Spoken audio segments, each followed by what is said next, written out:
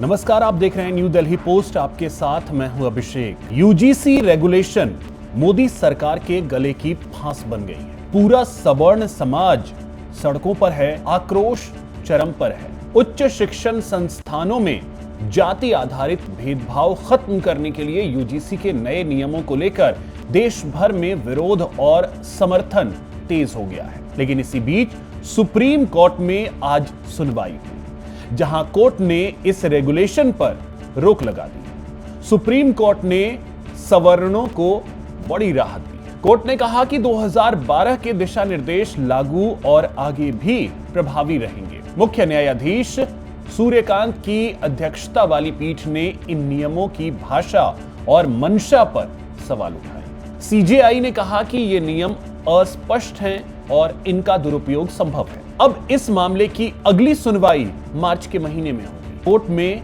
5 अहम टिप्पणियां सामने आई। पहली टिप्पणी ये थी, मुझे खेद है कि प्रथम दृष्टया ये नियम अस्पष्ट हैं और इनका दुरुपयोग होने की संभावना है। प्रयुक्त भाषा भी अस्पष्ट है।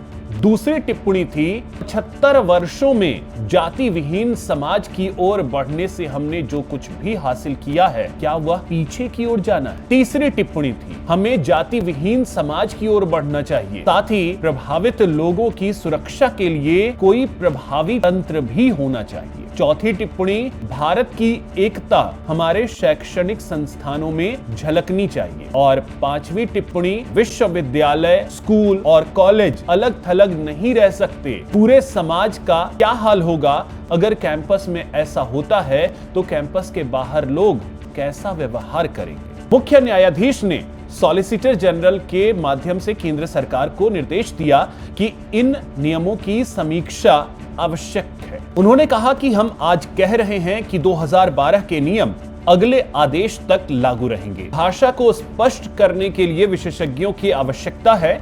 आपको बता दें कि रेगुलेशन के विरोध में देश भर में विरोध प्रदर्शन हो रहे हैं। लखनऊ में छात्रों ने प्रदर्शन किया तो कई नेताओं ने भी इन नियमों को वापस लेने या इनमें संशोधन करने की मांग की है। बीजेपी के अंदर भी इस मुद्दे पर हलचल तेज है। पार्टी के बड़े नेता इन नियमों से किसी के प्रति भेदभाव नहीं होने का आश्वासन दे रहे हैं, तो जमीन से जुड़े हुए कार्यकर्ता और कुछ नेता विरोध भी कर रहे हैं। इस नोटिफिकेशन का विरोध करने वालों का तर्क है कि यह सामान्य वर्ग के लोगों के खिलाफ है, क्योंकि इसमें सामान्य वर्ग के छात्र छात्राओं के खिलाफ फर्जी आरोप लगाए जा सकते हैं, जो उनके करियर के लिए घातक साबित हो सकते हैं। जानकारी के मुताबिक उत्तर प्रदेश के अलीगढ़, संभल, कुशीनगर जैसे कई जिलों में छात्र संगठनों और अन्य समूहों ने यूजीसी के नए नियम के विरोध में प्रदर्शन किया और इसे तुरंत वापस लेने की मांग की।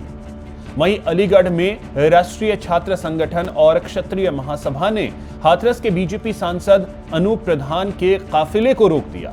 प्रदर्शनकारियों ने यूजीसी का पुतला फूंका और प्रधानमंत्री नरेंद्र मोदी के खिलाफ नारे भी लगाए। भारतीय जनता पार्टी को इस मामले में अपने ही कार्यकर्ताओं नेताओं के विरोध का सामना करना पड़ रहा है। रायबरेली के बीजेपी किसान मोर्चा के अध्यक्ष श्याम सुंदर त्रिपाठी ने यूजीसी के नए नियम के विरोध में इस्तीफा दे दिया। यूपी में कांग्रेस ने यूजीसी को नई गाइडलाइन जो जारी की गई है उसका विरोध किया, तो वहीं कर्नाटक में पार्टी ने उच्च शिक्षण संस्थानों में भेदभाव को रोकने के लिए विधेयक लाने की जरूरत बताई।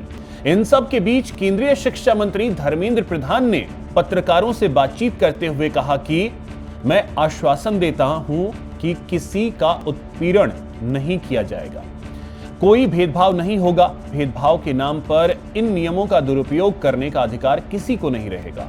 इसका दायित्व यूजीसी, भारत सरकार, राज्य सरकारों पर रहेगा।